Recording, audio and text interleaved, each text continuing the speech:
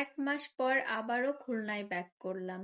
আসসালামু আলাইকুম, কি অবস্থা সবার? আই হোপ সকলেই ভালো আছেন, আমিও ভালো আছি আলহামদুলিল্লাহ। সবার ঈদ যাত্রা কেমন ছিল? আমার তো ঈদ কাটলো দৌড়ের উপর। খুলনা থেকে ফার্স্ট গেলাম সিরাজগঞ্জ বাবার বাসায়, সেখানে ১ সপ্তাহ না থাকতেই চলে গেলাম ঢাকায়। ঢাকায় আমার যেহেতু শ্বশুর শাশুড়ি থাকে, তাই সেখানে ঈদ করার জন্য আমাকে যেতে হয়েছে। ঈদ করে আবারও চলে এসেছি সিরাজগঞ্জ ৪ দিনের জন্য। মাত্র ৪ দিন থেকে আবারও চলে গিয়েছি ঢাকায়। ঢাকায় একটা দিন মাত্র থেকে আবারও চলে এসেছি খুলনায়। ১ মাস পর খুলনা আমার বাসায় এসে দেখি আমার বাসার অবস্থা খুবই বাজে। এগুলো পরিষ্কার করতে তো আমার ১২টা বেজে গেছে। বেলকুনির অবস্থা দেখে আমার প্রথমে অনেক বেশি খারাপ লাগতেছিল, কারণ এত বেশি নোংরা হয়েছিল। কিন্তু যখন দেখলাম বেলকুনিতে কবুতরগুলো সুন্দর ডিম ফুটে বাচ্চা বের করেছে, সেই বাচ্চাগুলো আবার অনেক বেশি বড় হয়ে গেছে, একদম মায়ের সমান হয়ে গেছে। দেখুন কত বড় হয়ে গেছে, একদম মা কোনটা আর বাচ্চা কোনটা বোঝার একদমই উপায় নেই। কবুতরগুলো আবার ডিমও দিয়েছে নতুন করে, বাচ্চাগুলো এখন সরিয়ে দিতে হবে,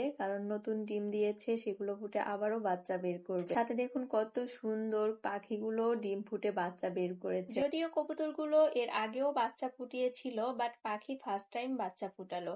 ৫টা ডিম পেড়েছিল, বাট ৫টা ফুটায়নি, ২টা ডিম নষ্ট করেছে আর ৩টা ডিম থেকে বাচ্চা বের হয়েছে। দেখুন কত সুন্দর বাচ্চাগুলো, কত কিউট না? আমার ছেলে তো এই ছোট ছোট পাখির বাচ্চা দেখে অনেক খুশি, বলতেছে আম্মু দেখো কত সুন্দর বাচ্চা, এই বাচ্চাগুলো পোষ মানাবা। আমি বললাম যে এগুলা তো পোষ মানাতে গেলে অনেক ঝামেলা বাবা, এটা এরকম আছে এরকমই থাক, পোষ মানানোর দরকার নেই। কিন্তু আমার ছেলে কিছুতেই মানবে না, বলতেছে আমি যেন হাতে নিতে পারি। মানে ও ফোনে দেখেছে যে পাখিকে পোষ মানানো যায়, হাতের উপর রাখা যায়, ও সেরকম করতে চাইতেছে। বেলকনি পরিষ্কার করার পর আমার মেয়ের জন্য একটা দোলনা সেট করে দিলাম। যেহেতু ওরা ২ ভাই বোনই দোলনা অনেক বেশি পছন্দ করে, তাই ভাবলাম ওদের জন্য একটা দোলনা সেট করেই দিই। দোলনা সেট করার পর আমার মেয়ে তো অনেক বেশি খুশি। ছেলে টাক্কু করেছে, যে কারণে ক্যামেরার সামনে আসছে না। ওরও দোলনা অনেক বেশি পছন্দ। তো ২ ভাই বোনকে টাক্কু করে দেওয়ার পর আমি তো আমার বাচ্চাদেরকে নিজেই চিনতেছি না, মানে কি যে একটা অবস্থা। টাক্কু করে দেওয়ার পর কাউকে আমি মনেই হচ্ছে না যে এগুলো আমার বাচ্চা না কার বাচ্চা, মানে চিনতেই পারতেছি না। তো আমার ছেলে তো লজ্জায় ক্যামেরার সামনে আর আসতেইছে না।